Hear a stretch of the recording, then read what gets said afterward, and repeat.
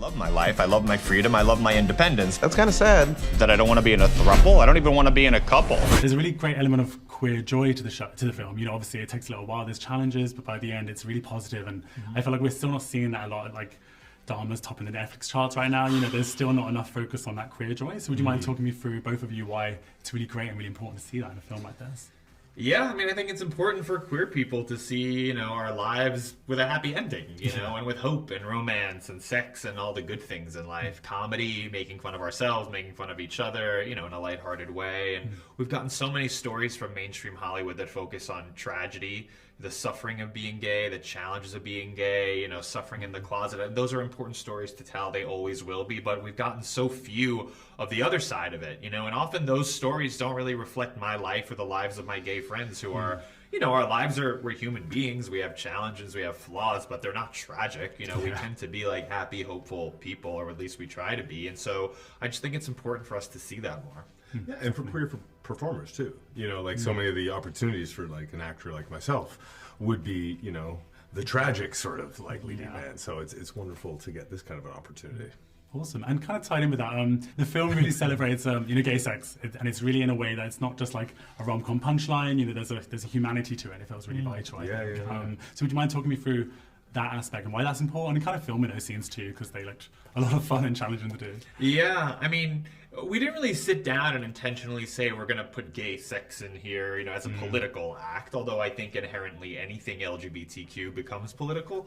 But sex is a part of dating, you know. I think for these two characters who are used to pretty much sex being like the only intimate relationships, you know, that they have. You know, that what they don't have, what's provocative for these characters is emotional vulnerability and real intimacy. You know, it would make sense that they would jump into bed and try to use that to like show how tough they are, you know, because that's kind of what they're working through. They're trying to shed that.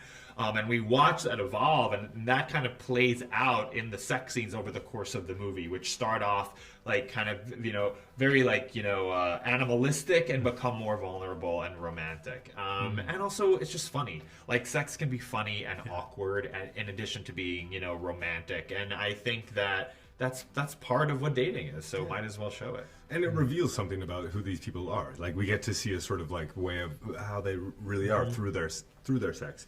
And it's also just interesting too, like I think that it's so rare that we take for granted, or I just assume people know about gay sex, but I'm reminded watching this film with straight people that they're not used to seeing that. And it might make them feel a little uncomfortable, but you know what? We've watched a lot of straight people have sex, and maybe it's time for And it is important to remove whatever stigma there might be about that. It's not why we put it in the movie, but I do think that is a side effect. That is a good thing. Yeah. Jump in. I was reading some interviews you've done around the film in America, and I was really curious about The Treasure Inside, this this kind of spoof film within a film that didn't end up happening. Could you talk me through that a bit more, like the genesis of it and why it didn't end up?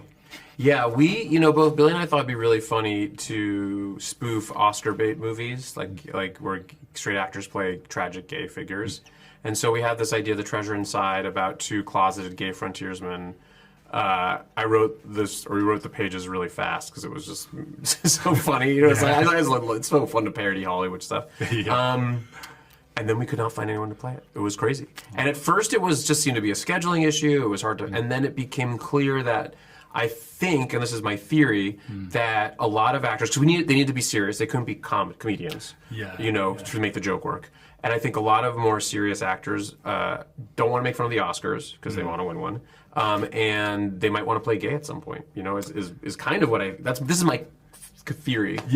We did shoot Billy and Luke reacting to the movie, so we shot them in the movie theater, and we had a joke that I really loved actually, where they both are kind of tearing up, but they're hiding it from each other, which always made me laugh and felt like it really summed up like their problem, you know? But yeah, we had a whole scene where they're like, one of the guys in The Treasure Inside is like drawing water from a well, and then the other one kind of comes over to help him, and they start pumping the water, and then they start to make out, and then it becomes clear they're going to have sex, and then the camera just drifts away. Like that was the joke, because the camera's always drifting away every time they're about to have sex. So. Amazing, I love that. We should see that though. I know, it would have been fun. I scouted it. I found a great old barn. We were going to shoot it with light golden light coming through windows and like really shoot it beautifully. I found a field where we could do some Days of Heaven stuff, but no. Sure.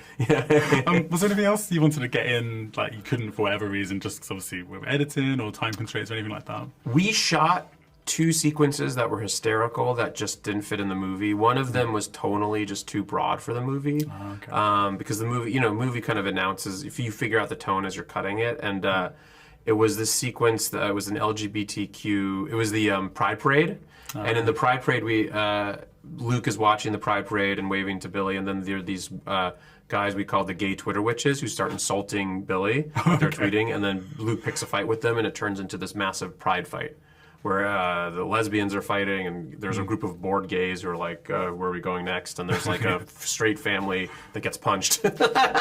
It was a crazy sequence, so yeah. 100%. So there's been a lot of talk around the film, of course, and online there's been a lot of kind of discourse as well, and from the queer community too, and I feel like perhaps, to me, it seems quite brutal that for one film to try and carry every aspect of queerness personally, and I just kind of wondered what your thoughts were on this kind of evolving discussion around the film. Yeah, I mean, it's kind of interesting and absurd. There's such a disproportionate level of talk about a movie that 90% of the people creating that discourse haven't seen. Yeah. You know, but it's also just part of the world we live in. You know, I think that, you know, we've gotten so few movies like this that have been this aggressively marketed with all the financial resources that Universal put behind it, that it's just inevitably gonna just like spark a very extreme reaction on both sides. You have people like really wanting to celebrate it and really loving the movie, and then you have people who kind of, you know, instinctually, even within the queer community, their instinct tells them to, you know, to rip it apart. And I think, you know, if you're familiar with this play called Boys in the Band, you know, which is kind of the seminal play, which was turned into movies and revived recently, that play takes place before Stonewall.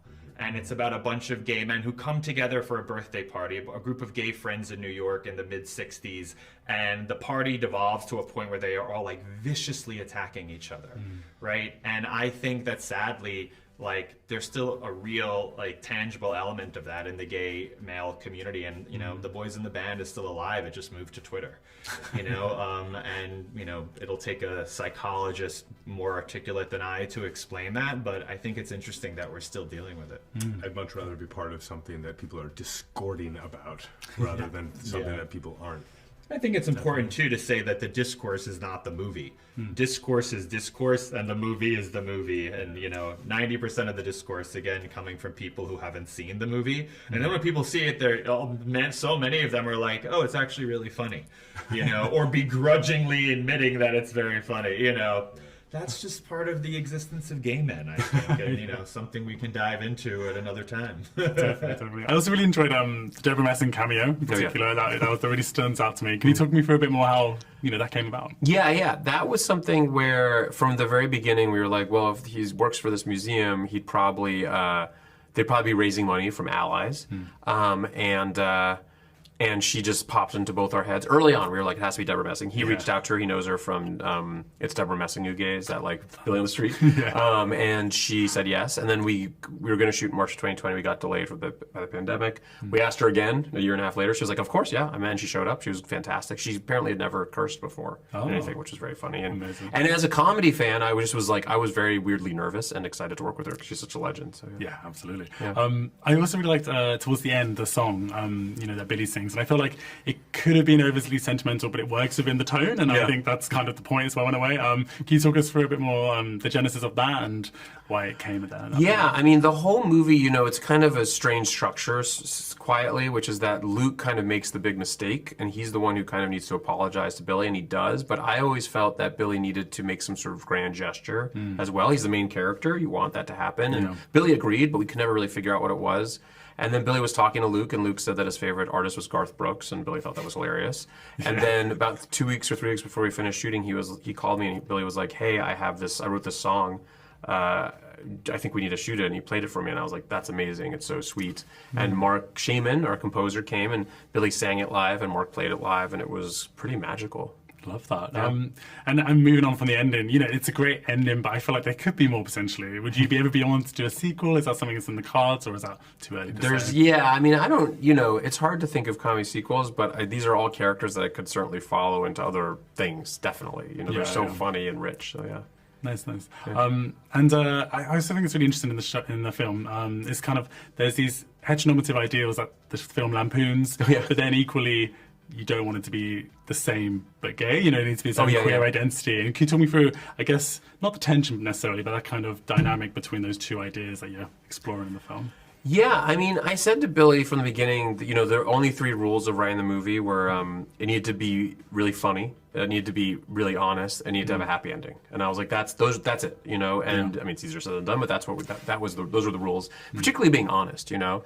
And so I said, you know, and he said the same thing. I was like, we cannot make a straight rom-com, pull out the woman and put in another guy. Like, that's just not going to work. And so so it was a lot of conversations, you know, him talking about the LGBTQ community, him talking about his own personal experiences, him talking about the experiences of his friends. I certainly brought some of my own stuff to it, but I'm straight. It was obviously, this is much more his story than mine. And it was interesting cutting the film. You know, you're always pulling stuff in and out of the movie, and we tried as an experiment just to make. I'm always trying to make the movie shorter. Any movie I'm working on, trying to make it shorter.